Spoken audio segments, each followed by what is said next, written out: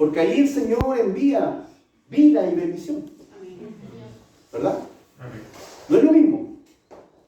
Porque aquí el Señor, podemos nosotros estar, gracias mi hermana, podemos estar nosotros en comunión los unos con los otros.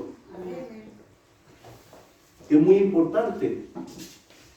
Y el Señor manda a su iglesia a estar reunida. Si esto no es que a mí se me ocurrió como pastor. No, Jesús estableció la iglesia. Jesús compró la iglesia a precio de sangre. Y Jesús puso pastores, obispos, ancianos en las iglesias para que la dirigieran. Y tanto usted como yo debemos obedecer a la voz del Señor. El Señor dice que debemos estar reunidos, juntos.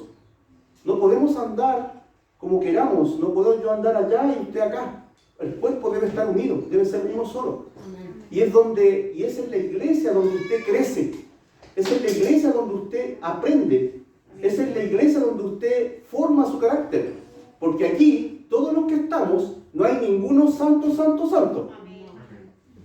Todos estamos en un proceso de crecimiento y de madurez espiritual. Y aquí es donde nosotros nos encontramos con nuestros caracteres, con nuestras mañas, con nuestras formas, y empezamos a limar asperezas hasta que lleguemos a la unidad y al bendito amor que Dios quiere que su iglesia tenga. ¿Verdad? Aquí es donde debe perdonar usted, hermano. Aquí es donde usted debe decirle Dios te bendiga. Aquí es donde usted tiene que ayudar a su hermano que está caído. Aquí es donde usted tiene que dar una palabra de aliento a aquel que viene llegando. Aquí es donde usted tiene que abrir los brazos para recibir a aquel que viene por primera vez. Es en este lugar y no en otro. Amén. Entonces, antes de comenzar, le voy a pedirle yo al Señor que me pueda ayudar, porque no es fácil entregar un mensaje, sobre todo cuando no es una buena noticia. ¿Ya? Es complicado porque tengo que decir todo el consejo del Señor, sea algo duro, disciplinario, o sea algo suave. Pero todo lo que Dios va a decir nos va a ayudar. Y espero que usted esté atento. Este mensaje es para mí y este mensaje es para usted. Así que este pedacito de pastel y de torta se lo tiene que comer bien comido. Y lo tiene que digerir bien digerido. Y no tiene que pensar que esto es para su hermano. Señor, háblame a mí. Ya, esto no es para el hermano ni para la hermana. No, es para mí. Cuando Dios habla, me habla a mí. ¿Ya? Entonces, eso es lo primero que quiero decir. Y antes de comenzar, voy a inclinar mi rostro y si usted me acompaña, vamos a hablar en el nombre del Padre, del Hijo y del Espíritu Santo. Bendito Dios, le damos gracias por este momento que podemos adorar y bendecir tu nombre. En esta hora, Padre, te pido, Dios mío, que usted me dé la gracia, que me dé la sabiduría, que me dé la simpleza, pero la profundidad de tu palabra, Señor, en este día. Te ruego por cada uno de nosotros, Señor, que va a recibir este mensaje, porque es palabra fiel y verdadera de ser oída. Señor, te agradecemos y te damos gloria, Señor, por darnos esta oportunidad, porque hay miles y millones de personas que nunca han oído el mensaje y que nunca han entendido a lo que van y dónde van, Señor. Pero nosotros sabemos quién eres tú y sabemos quién te ha enviado y sabemos a dónde vamos, porque tú eres el camino, la verdad y la vida. Señor, te damos gracias y se lo pedimos en el nombre de Jesús. Amén. Si usted tiene su Biblia, vamos a abrir en el capítulo 3 de Apocalipsis, versículos 15 y 16, que es el texto base que yo voy a ocupar, el texto base, pero voy a leer completamente el mensaje a la iglesia que se encuentra en el capítulo 3, 14 al 22. Primeramente, voy a leer el texto base que se encuentra en el capítulo 3, 15 y 16. Dice así: yo conozco tus obras, que ni eres frío ni caliente. Ojalá fuese frío o caliente. Pero por cuanto eres tibio, y no frío ni caliente, te vomitaré de mi boca. Ese es el texto base. Yo voy a explicar qué significa todo esto. Así que no se preocupen. Pero quisiera leer completamente el texto que se le envía, que le envía el Señor a esta iglesia. Dice así, versículo 14: y escribe al ángel de la iglesia en la Odisea: he aquí el amén, el testigo fiel y verdadero, el principio de la creación de Dios dice esto: yo conozco tus obras que ni eres frío ni caliente. Ojalá fuese frío o caliente, pero por cuanto eres tibio y no frío ni caliente, te vomitaré de mi boca. Porque tú dices, yo soy rico y me he enriquecido y de ninguna cosa tengo necesidad, y no sabes que tú eres un desventurado, miserable, pobre, ciego y desnudo. Por tanto, yo te aconsejo que de mí compres oro refinado en fuego, para que seas rico, y vestiduras blancas para vestirte, y que no se descubra la vergüenza de tu desnudez, y unge tus ojos con colirio, para que veas. Yo reprendo y castigo a todos los que amo. Sé pues celoso y arrepiéntete. He aquí, yo estoy a la puerta y llamo. Si alguno oye mi voz y abre la puerta, entraré a él y cenaré con él y él conmigo. El que venciere, le daré que se siente conmigo en mi trono, así como yo he vencido y me he sentado con mi Padre en su trono. El que tiene oído, oiga lo que el Espíritu dice a las iglesias. Wow. Es un mensaje que ningún creyente quiere escuchar. ¿Ah? Primeramente quiero decir que el Señor dedica o envía este mensaje al pastor de la iglesia. Y lo he dicho y reiteradas veces a todas las iglesias. ¿Verdad? Al ángel de la iglesia, al mensajero de la iglesia. Pero este pastor o este anciano o este varón que está a cargo de la iglesia no puede quedarse con el mensaje. Él tiene que exhortarlo y tiene que enseñarlo a la iglesia, ¿verdad? Y el pastor debe enseñar y debe exhortar a la iglesia con respecto a este mensaje a no ser autosuficiente. ¿Ya? Voy a explicar lo que significa eso. Sino dependiente de Cristo. No autosuficiente, sino dependiente de Cristo. Entonces, como pastor, estoy en la obligación de entregar un mensaje y de decirle a usted, querido hermano, que son palabras fieles y verdaderas de nuestro Señor Jesucristo. Y que como el Señor nos exhorta en esta carta a que nosotros no seamos autosuficientes, sino dependientes completamente de nuestro Señor Jesucristo. Amén. Pero el Señor se describe también de una forma tremenda. Si usted lee en el versículo 3:14, ¿ya? Dice que Él es el verdadero. Perdón, Él dice yo, he aquí el amén. ¿Ya? El testigo fiel, 2, y verdadero. El principio de la creación de Dios dice 3 cosas importantes. Jesús es el amén, Jesús es el testigo fiel y verdadero, y Jesús es el principio de la creación. Él está caracterizándose, Él está demostrando sus atributos, diciendo, yo soy el verdadero, yo soy el fiel testigo de Dios, en mí se cumplen todas las promesas, porque yo soy el sí de Dios. Y cuando usted pone su confianza en Dios, en Cristo, usted va a alcanzar las promesas. Cuando usted viene a escuchar un mensaje de parte del Señor, el Señor te va a decir la verdad. Y el Señor se presenta como el Verbo divino, como el Cristo de la gloria, como aquel que es Dios y es el creador de todas las cosas y sustentador de todas las cosas. Amén. Él se está dirigiendo a la iglesia, querido hermano. Él está hablando a nuestras vidas hoy. ¿Qué significa esto? Vamos a 1 Corintios con respecto a que Cristo se presenta como el amén. 1 Corintios 1:20 dice esto. No es eso. 1 Corintios. Sí, el Señor nos dice, no está, sáquese el texto. El Señor nos dice que cuando Dios promete algo y nos dice que Él va a cumplir y que Él va a hacer una obra tremenda y que el Señor nos tiene preparado galardones y que el Señor nos tiene preparado un lugar, si yo estoy en Cristo y permanezco en Cristo, eso se va a cumplir. Y eso demuestra la firmeza del carácter de Jesús, que Él no varía, que Él va a cumplir, porque todas las promesas del Padre se cumplen en Jesucristo. Dios dijo que iba a venir. El Señor dice que iba a mandar a un Redentor. El Señor dijo que iba a mandar a su Hijo. El Señor dijo que iba a quitar el pecado del mundo. Y el Señor lo hizo en Cristo Jesús. Y nosotros hemos heredado todas las cosas, querido hermano. ¿Por qué? Porque Él es el amén. Es el sí de Dios. Él es el fiel y verdadero. Veamos lo que dice Juan 5, del 30 al 39.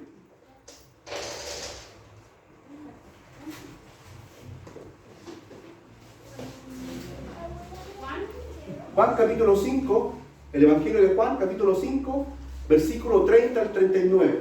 ¿Quién da testimonio de Jesús? Son tres los que dan testimonio: el Padre, las obras, la palabra y el Espíritu. Son cuatro, los que dan testimonio de Jesucristo. ¿Sabía usted? Veamos lo que dice. Dice: yo no puedo hacer nada por mí mismo. Jesús estaba hablando a los judíos. Según oigo, así juzgo, y mi juicio es justo, porque no busco mi voluntad, sino la voluntad del que me envió, la del Padre. Amén. Sigamos. Si yo doy testimonio acerca de mí mismo, mi testimonio no es verdadero. Otro es el que da testimonio acerca de mí, y sé que el testimonio que da de mí es verdadero.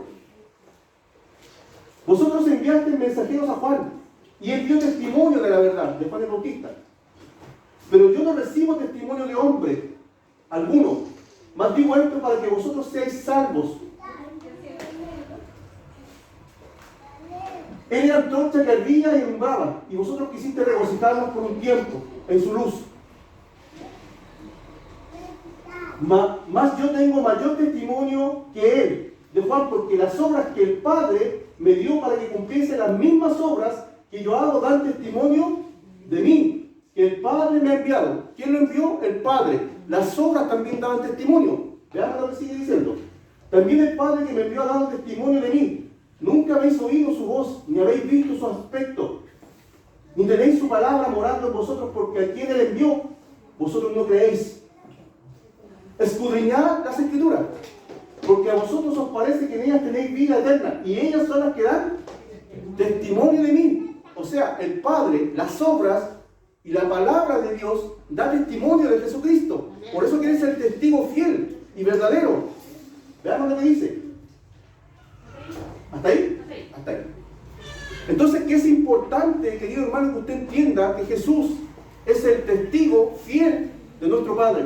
Y cuando Él envió a su Hijo, lo envió con un mensaje claro y contundente: arrepentidos y convertidos, cada uno de vosotros, para que tengáis vida. Eso en resumen. Ese es el mensaje de Jesús, en resumen. Porque el Señor no quiere la muerte del pecador. El Señor no quiere que ninguno se pierda, sino que todos los hombres procedan al arrepentimiento. Y el que da testimonio no es Jesús mismo, sino que el Padre, las obras que Él hizo, los milagros que Él hizo, el Espíritu también da testimonio, dice, y son tres: el Verbo, la palabra de Dios da testimonio. Entonces podemos decir que Jesús es el verdadero y fiel testigo de Dios. Amén. ¿Podemos decir eso? Amén. Además, Jesús es el principio de la creación de Dios. Veamos lo que dice Juan capítulo 1, versículos del 1 al 3. En el principio era el Verbo, y el Verbo era con Dios, y el Verbo era Dios. Este era del principio con Dios. Todas las cosas por Él fueron hechas, y sin Él nada de lo que ha sido hecho fue hecho. Entonces Jesús no es un ser creado, Él tiene la preeminencia en todo. ¿Sabía usted? Algunos hombres, como Arriano, hubo una controversia hace mucho tiempo con respecto a la divinidad de Cristo. Él decía que Jesús era un ser creado, pero las Escrituras dicen claramente que Jesús es Dios.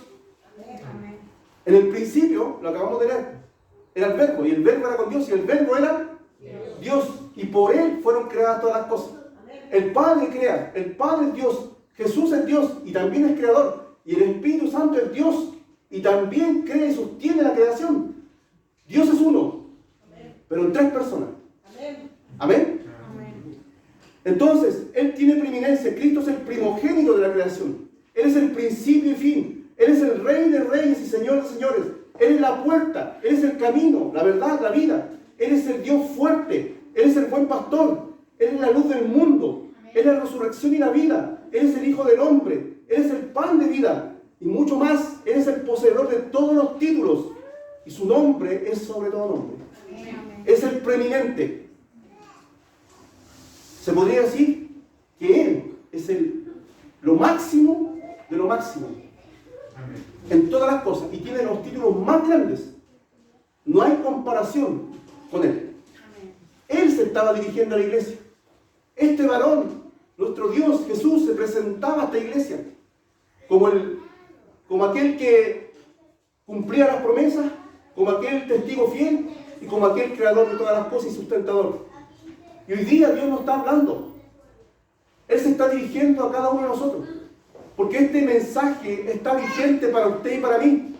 Este es un mensaje que fue dado hace 2000 años atrás. Pero este mensaje es tocante a este tiempo. Porque la iglesia, en este tiempo, no todos, pero gran parte de la iglesia está tibia. Y aquí vamos a ver el problema. Versículos, capítulo 3, del 15 al 17. Veamos lo que dice. Yo conozco tus obras, que ni eres frío ni caliente. Ojalá fuese frío o caliente, pero por cuanto eres tibio y no frío ni caliente, te vomitaré de mi boca. Porque tú dices, yo soy rico y me he enriquecido, y de ninguna cosa tengo necesidad. ¿Y no sabes que eres un desventurado, miserable, pobre y ciego y desnudo? ¿Qué está diciendo aquí el Señor? Lamentablemente, esta iglesia se encontraba en un lugar donde había mucha prosperidad económica. Era un lugar muy próspero. El lugar de la Odisea era un lugar demasiado próspero. Ahí había mucho comercio, la gente se enriquecía, tenía buen pasar, buen vivir, no les hacía falta nada. Y eso provocó un problema espiritual en el corazón de los hombres, sobre todo esta iglesia. Porque ahí ellos pusieron la mirada y se inclinaron en su corazón a tomar esas cosas como primeramente y empezaron a dejar al Señor de lado. Entonces, ¿qué gatilló? El problema fue la autosuficiencia. Al decir, yo soy rico y de nada tengo necesidad. Y muchas veces ellos pensaban y creían que a lo mejor su prosperidad económica se traducía en prosperidad espiritual. Y eso es falso. Yo no puedo pensar, ni debo pensar, que porque me está yendo bien o porque tengo algo económico, algo estable, soy prosperado. Yo soy prosperado cuando tengo al Señor en mi vida, cuando tengo la fe necesaria, el amor, la gracia, la santidad, la obediencia y todas las cosas y las riquezas espirituales de Dios. Y luego, lo demás, que es añadidura para el Señor. Pero ellos pensaban y creían que lo tenían todo. No me hace falta nada.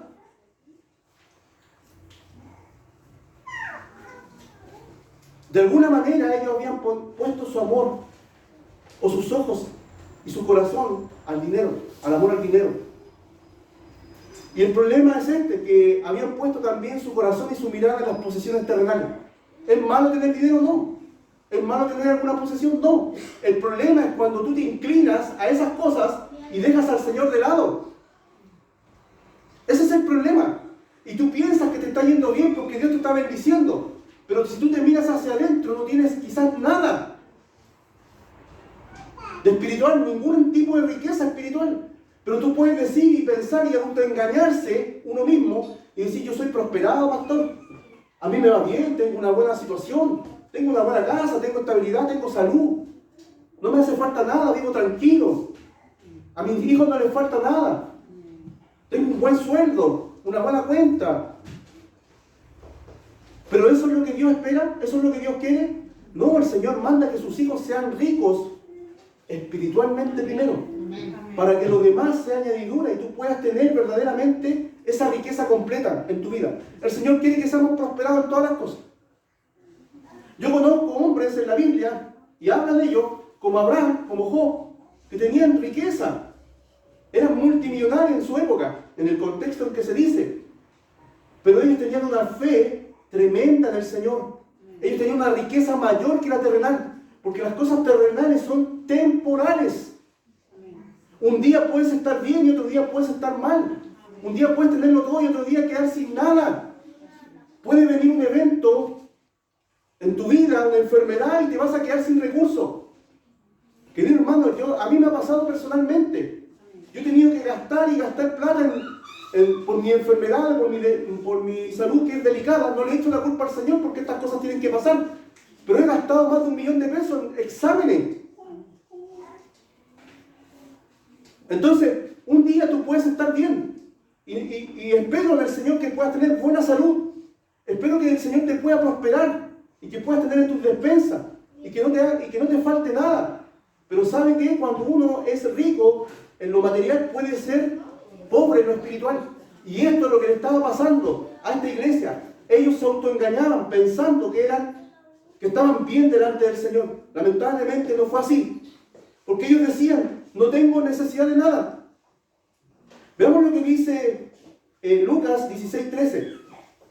Habían desviado su mirada del Señor, estaban en un estado de apostasía, se habían alejado y entraron en una tibieza espiritual. Lamentablemente, habían menospreciado a su Señor. Y miren lo que dice acá: ningún siervo puede servir a dos señores, porque aborrecerá al uno y amará al otro, o estimará al uno y menospreciará al otro. No podéis servir a Dios y a la riqueza.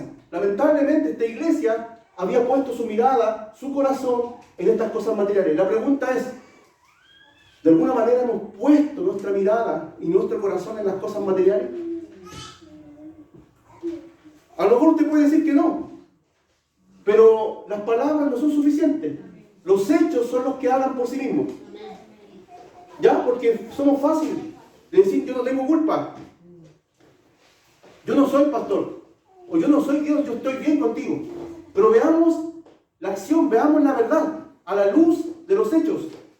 No de las palabras, porque las palabras se las lleva el viento. Con las palabras construimos sueños y castillos en el aire.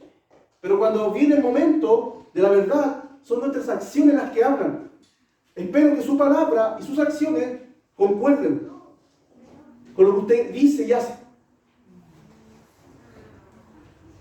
El Señor conoce el estado y conoce la obra de su iglesia y de cada miembro de la congregación. El Señor conoce claramente cuál es tu intención, cuáles son tus pensamientos, qué es lo que tú piensas, por qué has venido a este lugar, por qué quieres estar acá. El Señor conoce. No hay nada oculto delante del Señor. El Señor lee nuestros pensamientos y lee nuestras intenciones y nuestro corazón. El Señor escudriña lo más profundo de nuestro ser. Quizás a lo mejor yo y usted estamos mirándonos, pero miramos nuestras caras. Pero el Señor ve los corazones. Y Dios no puede ser burlado. Porque un día, hermano querido, vamos a tener que darle cuenta al Señor. Veamos lo que dice Hebreos 4:13.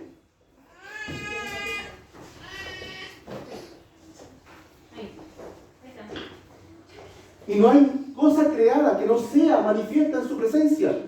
Antes bien, todas las cosas están desnudas y abiertas a los ojos de aquel a quien tenemos que dar cuenta.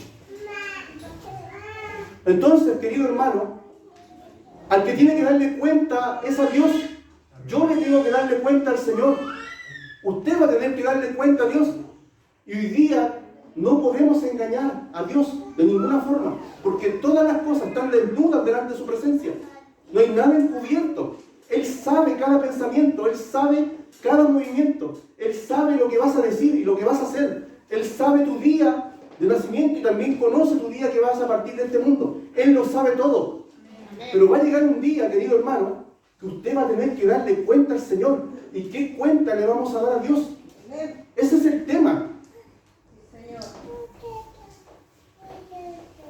Entonces, el Señor expone la tibieza de esta iglesia. Pero, ¿qué caracteriza a una iglesia tibia? O un miembro tibio dentro de la iglesia. ¿Qué es lo que lo caracteriza? Veamos lo que dice. Yo me tomé varios apuntes buscando la Biblia. Lo primero que caracteriza a un tibio es que se empezó a enfriar. Empezó ferviente, pero con el tiempo empezó a apagarse. Eso es lo primero. Alguna vez fue fervoroso hacia Dios y tenía un compromiso con la iglesia. Amaba las almas y compartían el mensaje del Evangelio con otros por amor a esas almas. Eran creyentes que oraban, eran creyentes que leían la Biblia, que se instruían, eran creyentes que deseaban estar en la presencia del Señor y con sus hermanos dentro de la iglesia. Algunas veces estos fueron fervorosos, comprometidos, celosos de las cosas del Señor. Pero lamentablemente, todo eso había salido de su corazón. ¿Por qué? Por poner la mirada en su corazón, en las cosas de este mundo, en lo terrenal. Y por decir dentro de ellos no me hace falta nada. Yo no necesito ir a la iglesia, porque lo tengo todo. Tengo salud, tengo vida, me muevo de aquí para allá. Lo tengo todo, pastor. Soy bendecido, porque me va bien. Pero lamentablemente habían perdido ese fervor. Se habían entibiado. Ya no amaban al Señor, ya no buscaban la presencia del Señor, ya no querían estar en la iglesia, ya no querían escudriñar ni querían orar, no tenían tiempo.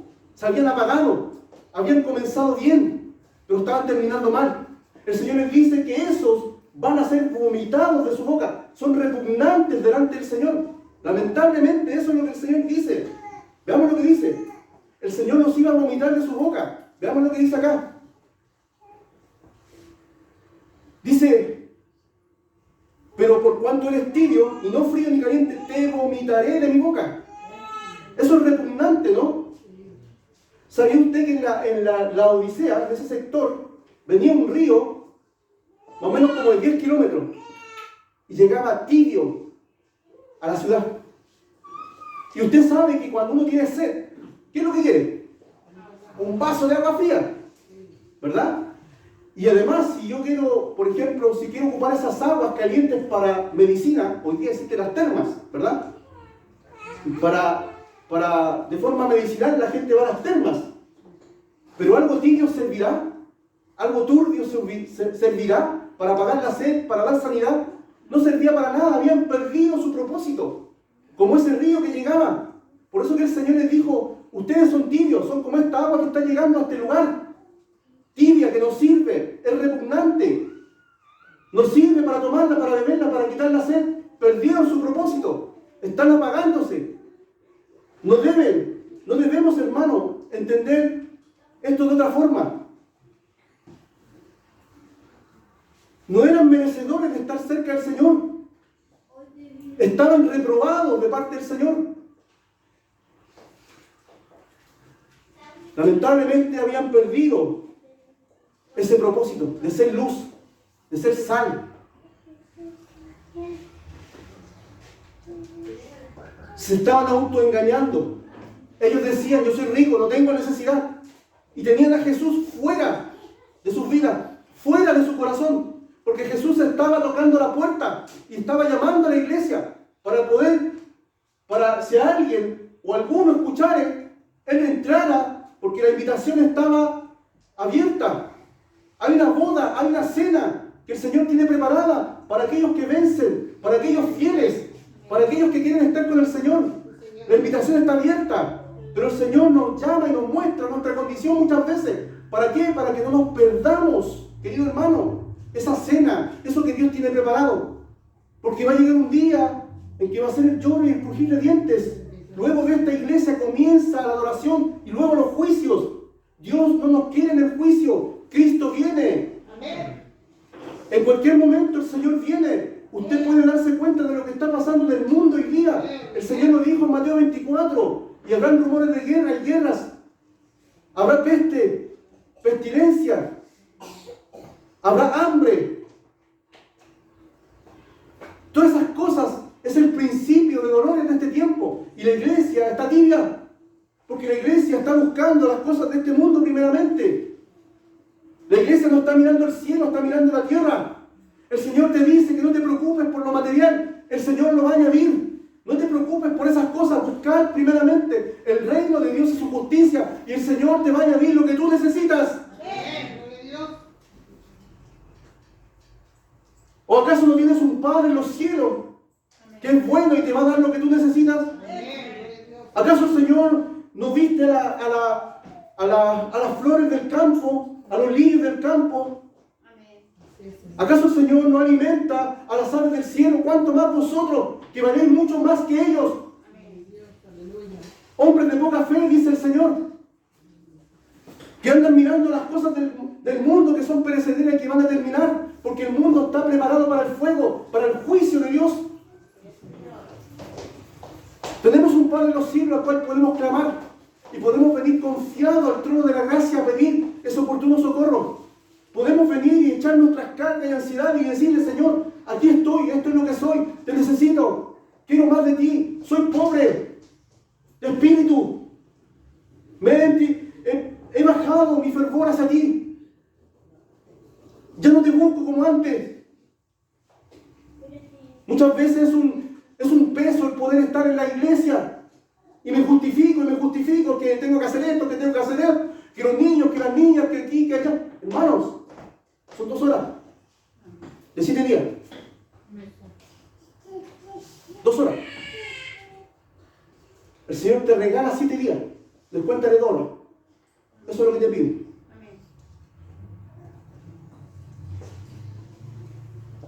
Ellos habían inclinado su corazón a las posesiones materiales. ¿Por qué? Porque el lugar era muy próspero. Además de un centro de comercio, tenían buena medicina. Ahí hacían el colillo, ¿sabía usted? Tenían buenas telas, buena vestimenta. Era un centro de conocimiento y de filosofía. La ciudad era bastante mercantil y los ciudadanos tenían un buen pasar. ¿Qué más podían pedir si lo tenían todo? Sus vidas aparentemente estaban resueltas. Pero miren lo que le dice el Señor. ¿Cuál es el diagnóstico del Señor? Que es devastador. El Señor evaluó la iglesia y su condición y le dijo, estás en bancarrota espiritual. ¿Por qué? Porque el Señor nos trata de infelices, miserables, pobres, ciegos, harapientos por su condición espiritual. Veamos lo que dice, para que diga que el pastor no le está poniendo más. Dice, porque tú dices, yo soy rico y me he enriquecido y de ninguna cosa tengo necesidad. Y no sabes, ahí está hablando el Señor, que tú eres un desventurado, miserable, pobre, ciego y desnudo. Así ve el Señor.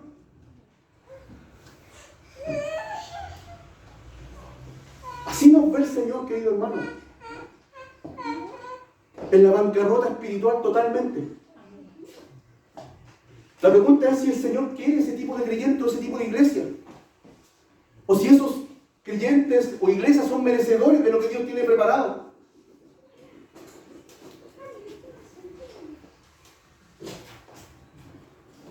El Señor los expuso espiritualmente. Todo aquel que se aparta del Señor va a quedar en esa condición de miseria, ya que la verdadera riqueza se encuentra solamente en Cristo y no en las posesiones materiales, que son temporales.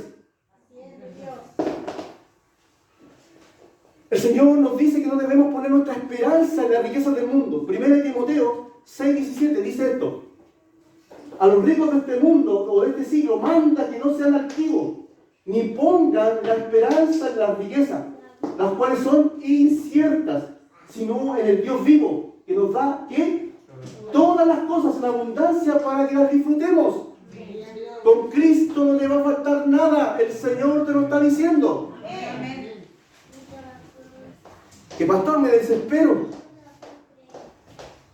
Ore, clame, ruegue, busque su presencia y Dios le va a dar, porque Dios no desampara a sus hijos. Lo que pasa muchas veces es que nosotros pensamos y creemos que con nuestras propias fuerzas e inteligencia podemos alcanzar algunas cosas. Dios es el que abre las puertas donde nadie puede abrirlas. Y también Dios es el que las cierra para que ninguno abra. Dios nos ha dado todas las riquezas. Efesios 1 lo dice así. El capítulo 1 del versículo 3 al 14 habla de una riqueza y de una bendición espiritual para nosotros tremenda.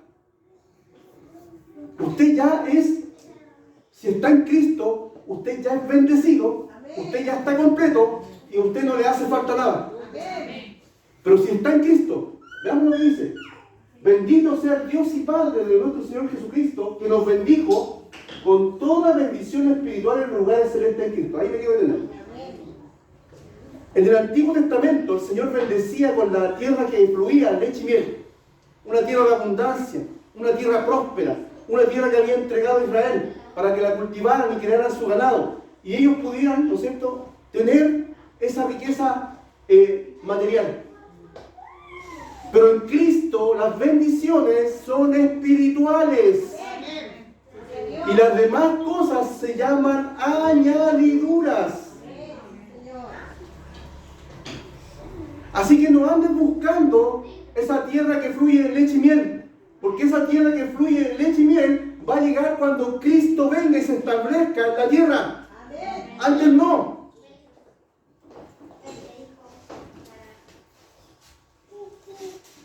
Siga. Según, primera bendición, no se escogió en Él antes de la fundación del mundo. Segundo, ¿para qué? Fuésemos santos y sin mancha delante de Él. Sí. En amor habiéndonos predestinados para ser adoptados, éramos extraños, no éramos hijos, pero Él nos adoptó en el amado, por medio de Jesucristo, según el puro afecto de su voluntad, porque Dios lo quiso así, para alabanza de su gloria, de su gracia, por la cual nos hizo aceptos en el amado. O sea, nosotros ahora somos aceptados por Dios en Cristo, en quien tenemos redención, que es salvación, por su sangre. 2, el perdón de pecados, según la riqueza de su gracia. Él hizo sobreabundar para con nosotros en toda sabiduría e inteligencia, además, dándonos a conocer el misterio de su voluntad según el beneplácito, el cual había propuesto en sí mismo, de reunir todas las cosas en Cristo, en la dispensación del cumplimiento de los tiempos, así las cuales están en los cielos como en la tierra. En Él, asimismo, tuvimos herencia, habiendo sido predestinados conforme al propósito del que hace todas las cosas según su designio de su voluntad, a fin de que seamos para el avance de su gloria, nosotros los que primeramente esperábamos en Cristo. En Él también, vosotros habiendo oído la palabra de verdad, el evangelio de vuestra salvación, y habiendo creído en Él, fuisteis sellados con el Espíritu Santo de la promesa, que son las arras de nuestra herencia hasta la redención de la posesión adquirida para la alabanza de su gloria. Hermano, Dios te ha bendecido, te ha enriquecido, estás completo, hay toda bendición sobre ti. Que el diablo no venga a quitar y a robar lo que Dios te ha dado. Porque tú como creyente tienes una posición en Cristo. Dios te ha puesto en una posición para reinar con Él en los lugares celestes y sentarte con Él a la diestra para reinar con Él. Bendito sea el Señor, amén. Eso lo hizo el Señor. De esa riqueza estoy hablando. Es que ando detrás de la marraqueta, pastor. Ando detrás de mi casita, ¿no? Si no estoy diciendo que está mal. Si yo también ando en eso, también me gusta. También quiero tener mi casita que no la tengo. Pero ¿sabe qué? No me desespero. Porque Dios me va a dar, me va a suplir lo que yo necesito. Yo me preocupo de Él primero, de sus cosas. Y el Señor va a abrir camino, va a abrir puertas. El Señor me va a llegar, me va a dejar donde tengo que estar. Dios va a abrir camino y va a mover gente. Él va a hacerlo todo. Confía en el Señor. Confía, no pongas tu confianza en ti mismo, sino en el Señor, querido hermano. Confía en Jesús, no en ti. En Él debes confiar. Es Dios. Él es bueno. Es maravilloso, querido hermano. Pero lamentablemente estos hermanos de esta iglesia andaban buscando la marraqueta. Andaban buscando el avión, el jet. Andaban buscando su buen carro. Tener su buena cuenta. Querían tener sus lujos, su buena ropa, buena medicina. Andaban en esas cosas, hermano. Su corazón estaba en esas cosas. Y por consiguiente tenían a Jesús fuera de su vida. ¿Cuál es la exhortación? No sé si me queda tiempo. Sí, perfecto, ¿ah? Gracias. Gracias. ¿Cuál es la exhortación? Aquí hay un consejo, hay una exhortación y hay una disciplina de parte del Señor para nosotros. Si Dios tiene tanta misericordia que nos expone, nos muestra nuestra condición para aconsejarnos, para disciplinarnos. para ayudarnos, para que no nos perdamos de lo que Dios tiene preparado para aquellos herederos, que somos nosotros, querido hermano. Dios tiene amor y misericordia al disciplinarnos. Hebreos 12, 5 al 9 dice que no nos gusta la disciplina. Veamos, ¿a quién le gusta la disciplina? Ay, ay, ay. Cuando nuestros papás nos daban duro. Pero está bien.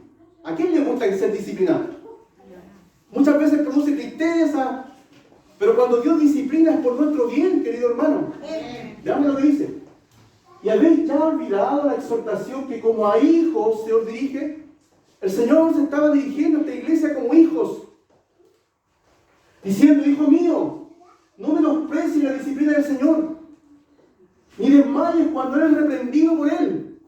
Ay, ya desmayo, Señor, ya desmayo en este día. Ya no quiero escuchar más. Qué bueno, pastor, que nos tiene que decir algo bueno. El Señor nos ha dado duro, nos ha golpeado, nos ha dado fuerte. Pero ¿sabe por qué? Porque nos ama. Y hablo por mí primeramente. Porque es bueno que Dios nos discipline, porque si no seríamos hijos. Porque el Señor es el que ama, disciplina y azota a todo aquel que recibe por hijo. Gloria a Dios. Si soportáis la disciplina, si aguantas esta predicación, Dios os trata como hijos. Porque ¿qué hijo es aquel a quien el Padre no disciplina? Pero si se os deja sin disciplina, de la cual todos han sido participantes, entonces sois bastardos y no hijos.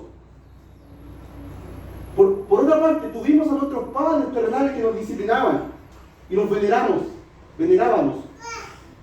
¿Por qué no obedeceremos mucho mejor al Padre de los Espíritus y viviremos?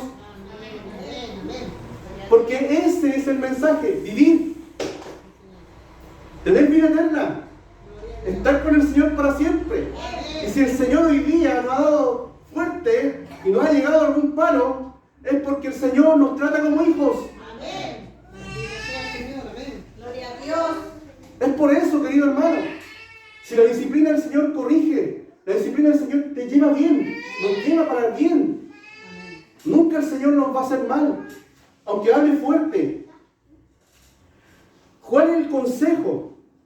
El consejo es a comprar oro refinado, a comprar ropas blancas, a comprar colirio. Y esto tiene un significado. ¿Dónde vamos a comprar oro refinado? No tengo ni plata para comprar. No me alcanzaría ni siquiera para medio gramo, con lo que tengo ahora en la billetera. Pero ¿sabe? Él se está refiriendo a la fe, querido hermano, porque a ellos les faltaba la fe. Habían quitado su confianza de Jesús y habían puesto su confianza y se habían inclinado a las cosas materiales. Y el Señor les dice: quiero que compren oro refinado, que es la fe que necesitan de mí. Veamos lo que dice el Señor en primera de Pedro 1:7. Para que sometida a prueba vuestra fe, mucho más preciosa que el oro, el cual aunque perecedero se prueba con fuego, sea hallada ¿qué? En alabanza, en gloria y honra cuando sea manifestado Jesucristo. Así debe ser nuestra fe. A comprar ropas blancas. Esa ropa blanca, oiga, yo no tengo ropa blanca, imagínese usted, andar de blanco aquí. No se puede, se va a manchar uno rápidamente. Pero el Señor nos promete vestirnos de justicia y de santidad, de lino fino y resplandeciente. Veamos lo que dice Isaías 61:10 con respecto a esto. Dice así, parece que estoy pillando aquí al mar. En gran manera me gozaré en Jehová. Mi alma se alegrará en mi Dios, porque me vistió con vestiduras de salvación, me rodeó de manto de justicia, como a novia me atavió y como a novia adornada con sus joyas. Las vestiduras de justicia y de santidad del Señor son mejores, es el mejor atavío, la mejor ropa que puedes tú tener hoy día puesta. Cuando tú te vistes de justicia, de santidad, querido hermano, vas a resplandecer en cualquier lugar. Vas a brillar. Van a ver que eres un hijo de Dios. El Señor te va a poner esas joyas. Oiga, cuando uno va a una boda, aquí por pronto se va a celebrar una, y yo sé que la que más va a lucir es la novia, porque el novio ahí nomás. Su terno, su corbata y listo. Pero la novia es la que siempre figura, ¿no? El centro de atención es la novia. Siempre es así. Y su vestido y su adorno. ¿No es cierto? Cuando llega, todos miran ahí. El novio nadie lo mira. Nadie lo pesca. Ah, llegó nomás, llegó. Que esté ahí parado, esperando. Pero cuando entra la novia, ah, llegó la novia. De la misma manera, querido hermano, el Señor nos viste de esas ropas de justicia, de ese atavío hermoso, bello, de santidad, de esa gracia que Dios nos da, nos regala, de ese amor que pueda salir de usted, de esa benignidad, de esa bondad, de esa fe, de esa mansedumbre que usted pueda mostrar, de ese dominio propio que usted pueda decir y mostrar a los demás. El Señor le dijo, necesitan colirio, porque no están viendo. Son ciegos, les dijo. Ni siquiera se dan cuenta a dónde han llegado. ¿Y qué es el colirio? Pablo oró muchas veces para que ellos tuvieran discernimiento, para que las iglesias tuvieran discernimiento. Y sabe usted que muchas veces los creyentes no tienen discernimiento y no tienen conocimiento espiritual. Porque no saben hacer la voluntad del Señor. Porque una y otra vez y otra vez y otra vez le tienen que estar enseñando a hacer lo que Dios demanda. Y nunca son capaces por ellos mismos hacer lo que Dios dice. ¿Por qué? Porque no hay entendimiento y no hay conocimiento espiritual de la voluntad que es buena de Dios. Dios nos quiere entendidos, con discernimiento, conocedores de su voluntad, hacedores de su voluntad. Pablo oraba. Veamos lo que dice Colosenses 1:9. Hay muchas más cartas donde Pablo comenta, hay muchas más cartas escritas por Pablo donde pide exactamente lo mismo. Por lo cual también nosotros, desde el día que los oímos, no cesamos de orar por vosotros y de pedir que seáis llenos del conocimiento de su voluntad en toda sabiduría e inteligencia espiritual. Cualquier cosa le engaña, cualquier cosa lo saca, cualquier cosa le distrae, porque no es capaz de entender la voluntad ni de establecerla en el corazón. Cuando yo tengo conocimiento de Dios, guardo sus mandamientos, conozco lo que hizo Cristo, sé que Cristo viene, entiendo las cosas que van a pasar, entiendo los tiempos, entiendo mi condición espiritual en la que me encuentro y me arrepiento si estoy mal. Dice que ese es el consejo, 3 consejos: a comprar oro, esa fe, a comprar las ropas blancas de justicia y de santidad, a comprar colirio porque estaban ciegos espiritualmente.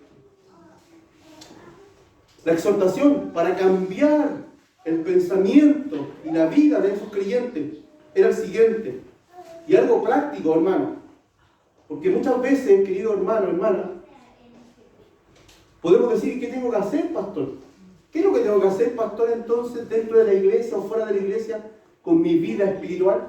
Quiero decirle que no solamente el Señor habla de teología y de conocimiento, sino que ese conocimiento y esa teología la quiere llevar a la práctica. Porque la práctica, dicen, hace al maestro. Veamos. Romanos 12, 9-21. Por lo cual también nosotros desde el... Parece que voy más rápido. No se preocupe, usted me dice. Yo le espero. ¿Qué es lo primero que debe hacer un creyente en lo práctico? Estas son cosas prácticas que son alcanzables, que son practicables.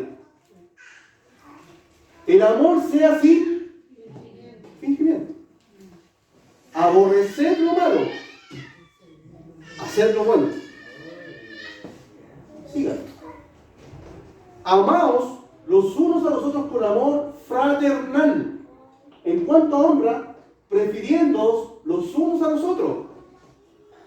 En lo que requiera diligencia ahora, no perezosos, fervientes en espíritu, sirviendo al Señor, gozosos en la esperanza, sufridos en la tribulación, constantes en la oración, compartiendo para las necesidades de los santos, practicando la hospitalidad.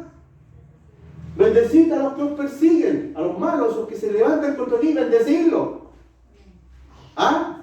No decirles que les caiga un trueno, un rayo y los partan todos, Señor. No, dice bendecirlos. Bendecid y no maldigáis. Gozaos en los que se gozan. ¿Ah? Llorad con los que lloran. Unánimes entre vosotros, no altivos, sino asociándonos con los humildes. No seáis sabios en vuestra propia opinión, sino en la del Señor. No paguéis a nadie mal por mal. Procurad lo bueno delante de todos los hombres. Si es posible, en cuanto dependa de vosotros, estad en paz con todos los hombres. No os venguéis vosotros mismos, amados míos, sino dejad lugar a la ira de Dios, porque escrito está: mía es la venganza, yo pagaré, dice el Señor. Amén. Así que, si tu enemigo tuviere hambre, dale de comer. Si tuviere sed, dale de beber. Pues haciendo esto, ascuas de fuego montarás sobre su cabeza. No seas vencido de lo malo, sino vence con el bien, el mal. Entonces, ¿qué debo hacer? Anótelo, escríbalo. Esto es lo que voy a hacer, pastor. Esto es práctico. Esto es vida del creyente. No es tanta teología ni conocimiento, sino que es ya hacer.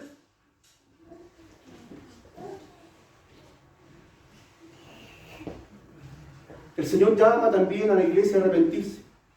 ¿Qué es lo que es arrepentirse? Es humillarse delante de Dios.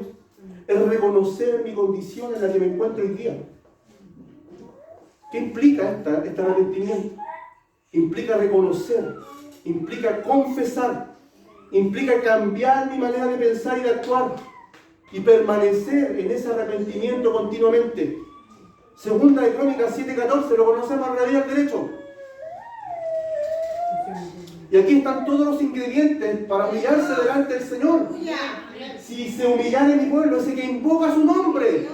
Tú invocas el nombre del Señor, tú eres un creyente, tú eres el pueblo, no los de afuera. Tú y yo somos aquellos que invocamos el nombre del Señor. Si se humillare mi pueblo, sobre el cual mi nombre es invocado, y oraren y buscaren mi rostro, y se convirtieren de sus malos caminos, entonces yo iré desde los cielos y perdonaré sus pecados y sanaré su tierra. Aleluya. Pero debemos humillarnos, debemos reconocer, debemos confesar y debemos decir: Señor, sí, soy como esta iglesia de la Odisea, estoy tibio, he perdido mi fervor, pero me arrepiento y quiero retomar todas las cosas. El Señor dijo: pues sé celoso, vuelve a esas primeras cosas.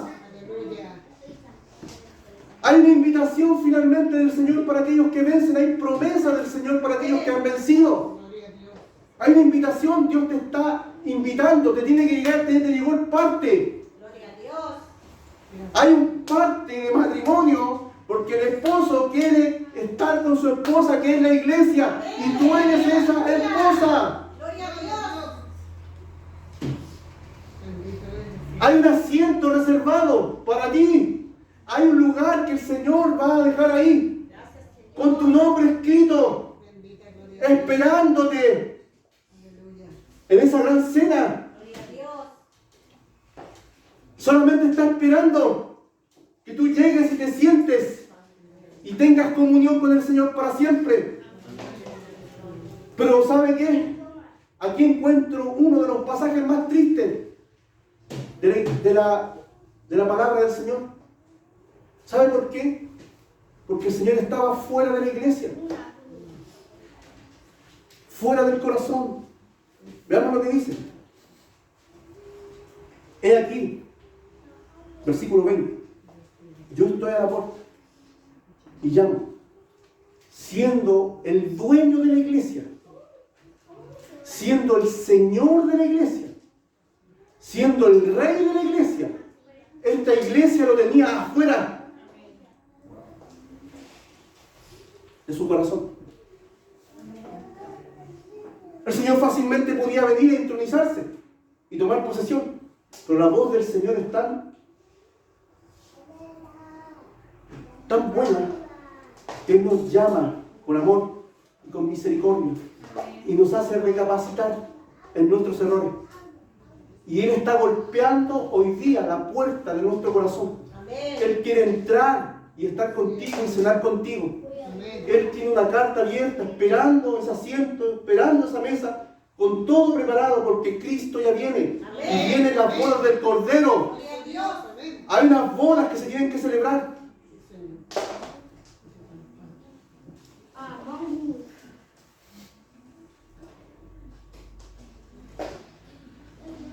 Y esto es solamente para aquellos que abran la puerta de su corazón y permitan que Jesús se entronice y gobierne completamente cada aspecto de nuestras vidas. Es para ellos, aquellos que abran de verdad, aquellos que digan: Señor, entronízate, Señor, ser dueño de verdad de mi casa, porque la iglesia eres tú, porque el templo del Espíritu eres tú y soy yo, porque el Señor habita en nuestras vidas, en nuestros corazones.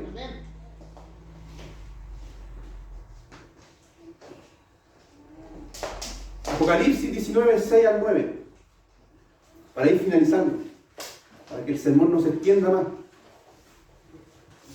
Y oí como la voz de una gran multitud, como el estruendo de muchas aguas, y como la voz de grandes truenos que decía: aleluya, porque el Señor nuestro Dios Todopoderoso reina. Gocémonos y alegrémonos y démosle gloria, porque han llegado las bodas del Cordero y su esposa se ha preparado. Y a ella se le ha concedido que se vista de lino fino, limpio y resplandeciente, porque el lino fino son las acciones justas de los santos. Y el ángel me dijo: escribe, bienaventurados los que son llamados a la cena de las bodas del Cordero. Y me dijo: estas palabras son verdaderas de Dios. Bienaventurados los que son llamados a esas bodas. El Señor dijo claramente aquí en la carta: he aquí, yo estoy a la puerta y llamo. Si alguno oye mi voz y abre la puerta, entraré a él y cenaré con él y él conmigo. Al que venciere, le daré que se siente conmigo en mi trono, así como yo he vencido y me he sentado con mi Padre en su trono. Además, el Señor te va a dar autoridad, porque Dios dice que reinaremos con Él, porque somos llamados reyes y sacerdotes para con nuestro Dios. No solamente te va a invitar a la cena, a comerte un buen banquete. Yo espero estar en esa cena y quiero un buen banquete, Señor, sobre todo en mi parte, en mi lugar. Pero ¿sabe? Es sobreabundante ese lugar. Pero el Señor además te va a permitir reinar con Él y sentarte con Él en su trono, así como Él se ha sentado en el trono de su Padre. Y ¿sabe? Cuando dice trono, en la antigüedad los reyes tenían un trono más o menos grande y llamaban a aquellos principales valientes que se sentaban con Él y todos los veían. Y ese lugar lo va a compartir contigo el Señor. Te va a decir: ven, siéntate al lado mío. Hoy día Jesús está a la diestra de Dios Padre, reinando. Finalmente, el último texto dice así: el que tiene oído, oiga lo que el Espíritu dice a las iglesias. Este llamado es a oír lo que tú hoy día acabas de leer y escuchar. A no endurecer el corazón más y a no entrar en un estado de tibieza, sino que a poner por obra lo que Dios demanda de cada uno de nosotros. Si hoy día has venido a este lugar y has oído la palabra del Señor, es el Espíritu de Dios que hoy día te ha hablado a ti y me ha hablado a mí. Así que, atención a estas palabras, porque quizás no las vuelvas hoy.